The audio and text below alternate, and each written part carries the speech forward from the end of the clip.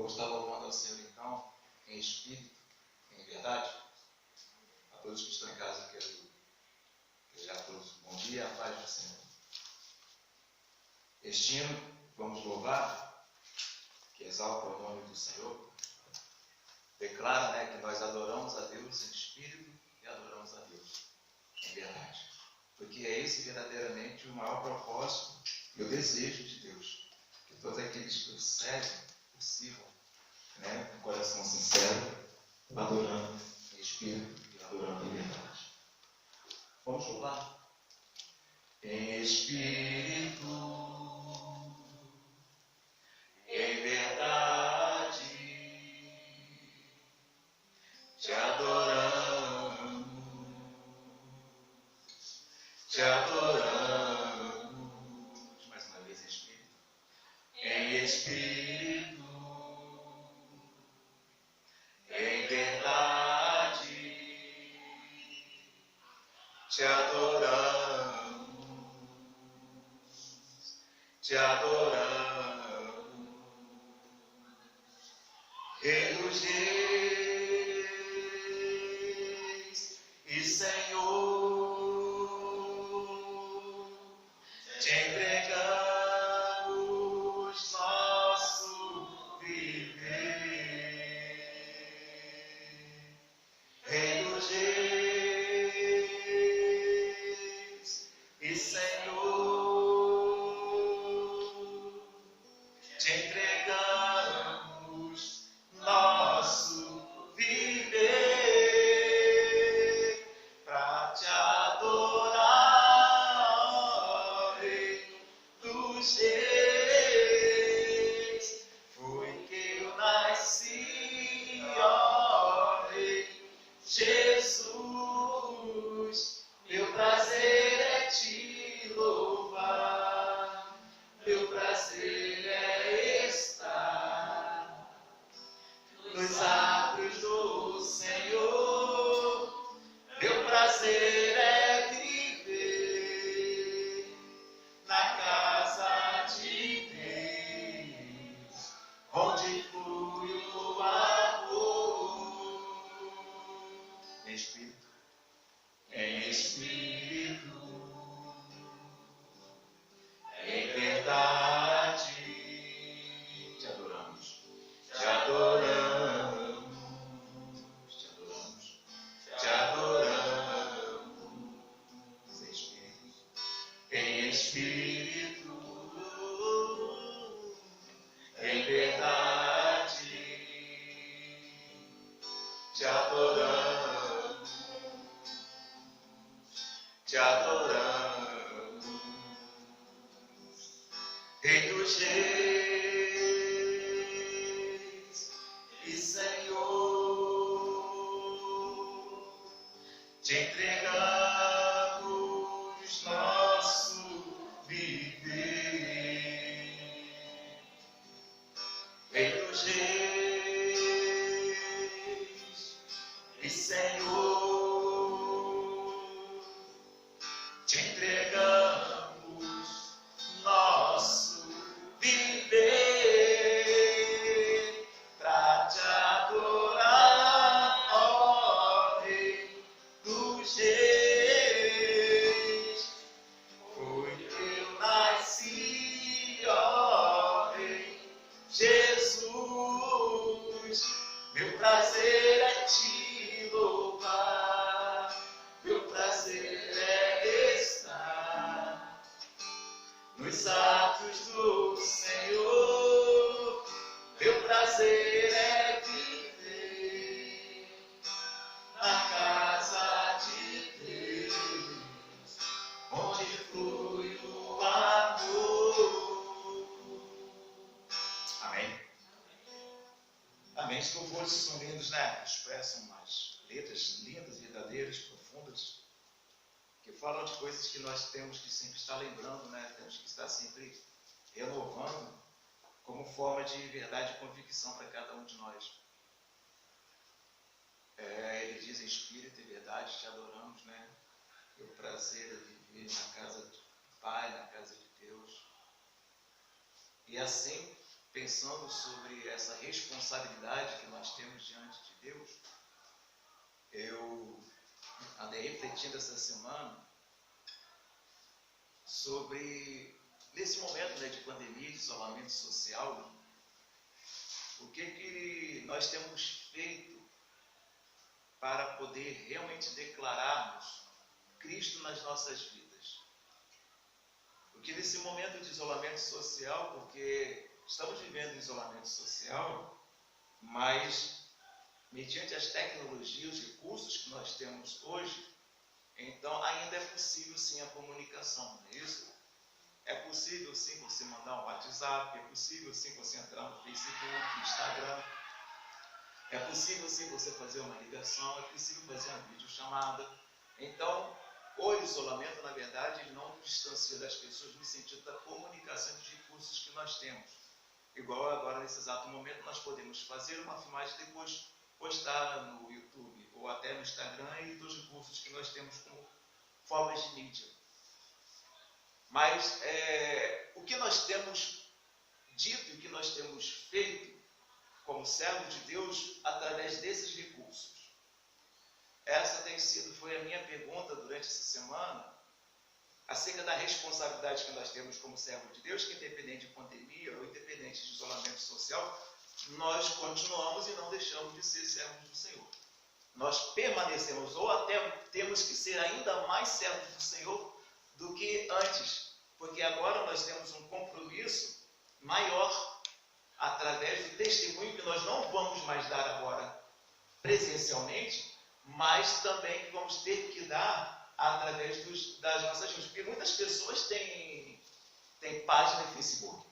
Então, muitas pessoas postam muitas coisas nessas páginas de Facebook. Eu admito, assumo diante de todo mundo que eu não sou de ficar... Eu tenho página no Facebook, mas eu não uso. Devo ter minha página, já tenho há muitos anos, mas eu não uso porque eu não vejo interessante ficar postando ali o que eu faço todos os dias. Né? Não que eu esteja criticando quem faça.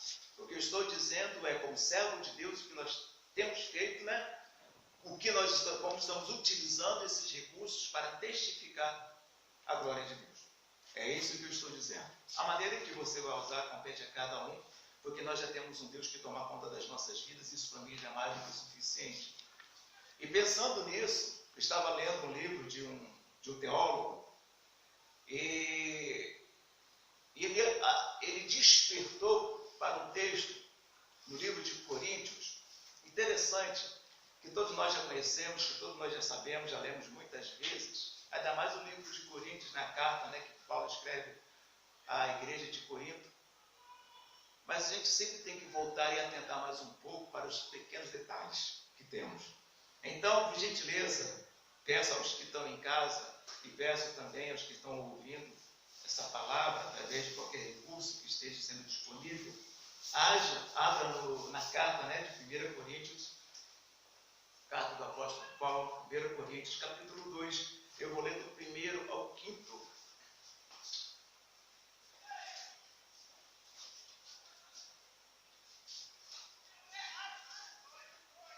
Paulo está escrevendo para esta igreja porque ele estava preocupado com essa igreja acerca de algumas coisas que estavam acontecendo ali dentro. E Paulo, como um grande, excelente, exímio evangelista também, um homem preocupado com a verdade da palavra de Deus, preocupado com algumas influências que poderiam estar, né, entrando no seio da igreja de Cristo que estava se formando naquela época.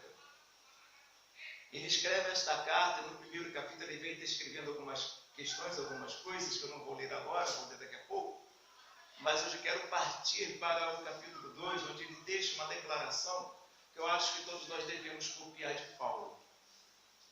Eu vou ler do 1 Coríntios, capítulo 2, versículos do 1º ao 5º.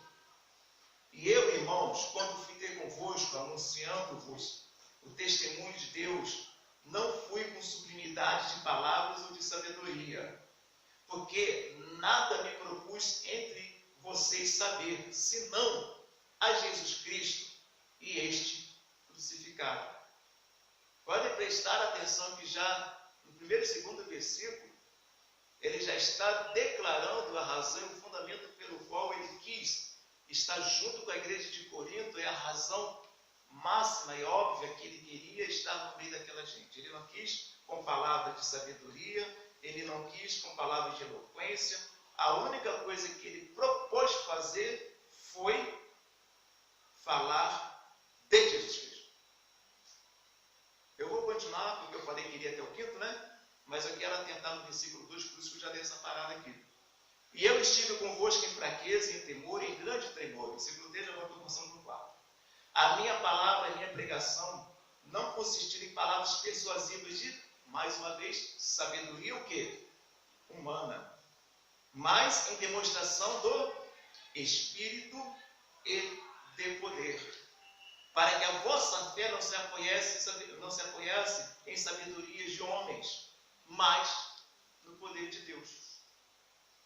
Se continuarmos aqui, nós vamos ver a verdadeira razão de Paulo estar escrevendo isso e a forma sublime como ele entende a importância de que todas as vezes que nós tivemos que conversar com alguém, independente do meio ou ser evangélico ou não, a importância de nós estarmos falando sempre de Cristo. Foi por isso que comecei a minha introdução falando o que nós estamos usando e de que forma nós estamos usando os recursos de nossa mídia. Para ficar postando receitas? Para ficar fazendo comentários? E é interessante que a gente também use isso para falar de Cristo. E não é só colocar o texto bíblico, é falar de Cristo sim. Porque presta atenção, Paulo falou assim no versículo 2, né? Porque não me propus, eu não me propus, né? A falar ou conversar nada entre vós, senão que é Cristo crucificado. Ele está falando isso para uma igreja que está em conflito, para uma igreja que está em dificuldade. No capítulo 1, conforme eu mencionei, o povo está ali dizendo assim, eu sou de Paulo, eu sou de Apolo, eu sou de Cefas, eu sou de não sei quem. Eles estão ali naquele momento, naquela situação, em que eles estão em discordância e que talvez até esteja até dizendo que fulano é mais, eu sou melhor do que ciclano porque eu fui batizado por ciclano, eu que sou porque eu fui. E Paulo chega a declarar também, ele fala assim, olha só, nessa questão, eu vou dizer o seguinte para vocês, eu sei que eu batizei uma pessoa e também uma certa família. Se batizei mais alguém, eu não me lembro, mas não é isso o propósito maior não. Isso está no capítulo 1, tá, irmãos? O meu propósito maior que Cristo me chamou foi para poder falar dele. E nessa manhã eu quero pensar e refletir sobre a importância que nós temos e as oportunidades que nós temos de falar de Cristo, visto que estamos vivendo num século que temos muitos recursos para fazer isso. Só que é interessante nós destacarmos aqui que Paulo fala assim, eu me propus, ou seja, foi a decisão dele. Não foi um momento, não foi uma situação, ele decidiu falar de Cristo. Então ele já quando ele saiu da onde que ele estava vindo, ele estava saindo da Grécia, né, naquele momento ali no capítulo 17 de Atos, ele estava ali junto com aqueles homens intelectuais, né, ele estava ali junto com aquelas pessoas influentes, filósofos, estudiosos, e ele chega naquela cidade assim, juntamente com Timóteo, alguns irmãos, observa aquilo tudo, né, toda aquela pompa, toda aquela gente, tem um areópago ali, para poder as pessoas discursarem, colocarem seus pensamentos, e ele vê lá escrito assim, é o Deus desconhecido, e é dado a ele a oportunidade de ele falar. Ele fala de química, ele fala de ciência, ele fala de matemática, ele fala de arquitetura, ele fala de cultura regional. Não. Do que ele fala? De Cristo. Ele não poderia discursar sobre vários assuntos, porque aquele local ele era adequado para isso? Para falar de qualquer coisa? Porque todos estavam naquela expectativa? Não. Ele fala de Cristo. Ele sai dali e já vai direto para Corinto. Quando chega em Corinto, qual o objetivo dele? Falar de Cristo. Então, quero despertar a cada um de nós essa motivação e a razão da nossa existência. E a razão da nossa fé. Porque se nós não decidirmos isso, né, se nós não propormos isso, nós vamos entrar nas nossas mídias e vamos falar de tudo e de todas as coisas. E vamos esquecer de falar de Cristo. Então nós precisamos atentar para a responsabilidade e compromissos que nós temos agora desse isolamento, porque não podemos ficar muito próximos, na verdade, não podemos mais ter aquele contato, aquele momento de comunhão, de fraternização, mas não estamos impedidos de testificar de Cristo. E é interessante que ele explica por que ele fez isso e para que ele faz isso. Porque logo no primeiro capítulo, a igreja está assim com problemas seríssimos, porque cada um está defendendo um ponto de vista seu. Agora, pare e pensa. Uma igreja que já estava com conflito, uma igreja que já estava com dificuldade, se ele chega ali e começa a querer discursar com cada um, sobre cada pensamento que cada um estava tendo, vocês acham que iriam dar certo? Ia ficar meio complicado. Porque como que eles iriam entender a razão da existência dele e da fé dele se eles estão defendendo outro ponto de vista? Então, Paulo entende que a melhor coisa, a melhor solução era falar de Cristo. Porque quando a gente fala de Cristo, as coisas se conciliam. Porque quando a gente fala de Cristo, as coisas se harmonizam. Porque quando a gente fala de Cristo, conforme no versículo 4, ele vai dizer claramente que nós permitimos e deixamos que o Espírito de Deus domine a nossa vida. Fale o nosso entendimento, o nosso coração. E não só Deus, nós permitimos que o Espírito de Deus se revele em nós e nos encha da sua graça, como também tudo que nós falamos acaba sendo o poder de Deus, porque a palavra de Deus é poderosa. Então Paulo ele tem essa consciência de que em qualquer situação, em qualquer oportunidade da vida, a melhor coisa a fazer não é falar de assuntos, talvez até relevantes, mas falar de Cristo para permitir que Cristo fale ao nosso coração e ele consiga resolver todos os conflitos necessários. E no versículo 2, conforme eu mencionei, e ele fala de Cristo, Cristo o crucificado.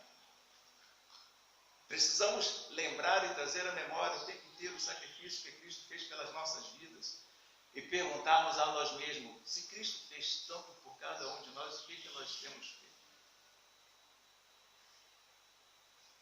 O que nós temos feito para demonstrar esse amor e essa graça de Deus nas nossas vidas? Aqueles homens ali em Corinto não estavam preocupados em revelar Cristo.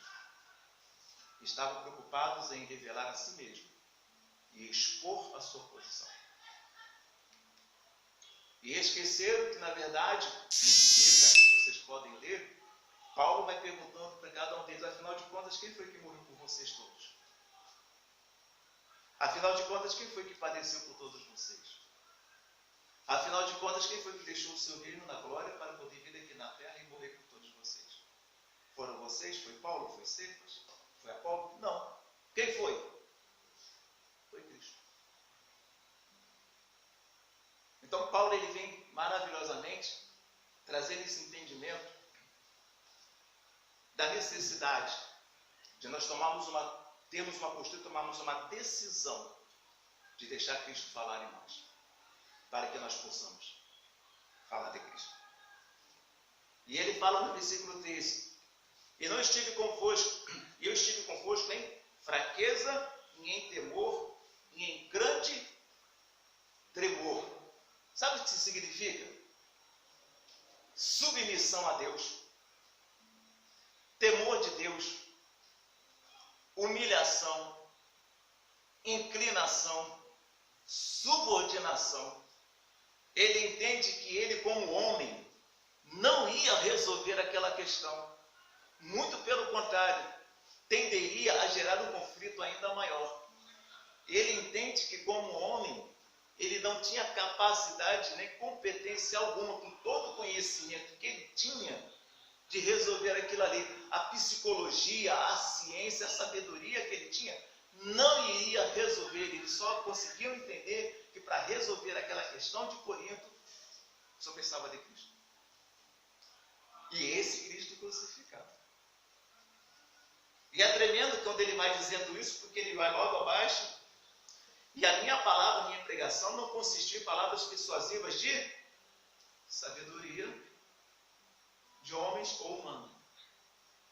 Então é a prova de que realmente ele estava disposto a não só falar de Cristo, mas como também permitir e deixar que Cristo falasse por ele. E ele teve essa preocupação em fazer assim, em fazer isso, ainda no versículo 4, não só no desejo dele, na vontade dele, mas também em demonstrar isso. Porque não é fácil, às vezes, a gente desejar e planejar e arquitetar alguma coisa, mas na hora exata a gente faz totalmente o contrário. Normalmente não é assim que nós procedemos. A gente não, eu vou chegar lá tranquilo, vou chegar lá com calma. Tipo, quando a gente vai conversar com o nosso superior para pedir aumento. Quando a gente quer resolver uma questão na família, com a esposa, com os filhos, a gente pensa, a gente organiza. Não, vou falar com calma, vou chegar com tranquilidade. Aí ora ao Senhor, pede a Deus para poder te ajudar. Mas na hora a gente descamba e acaba fazendo o contrário. Mas ele teve esse cuidado de não só desejar, de não só permitir, não só se humilhar, como também demonstrar que ele estava disposto a isso. Que é o fundamental e que é o mais importante. Então eu quero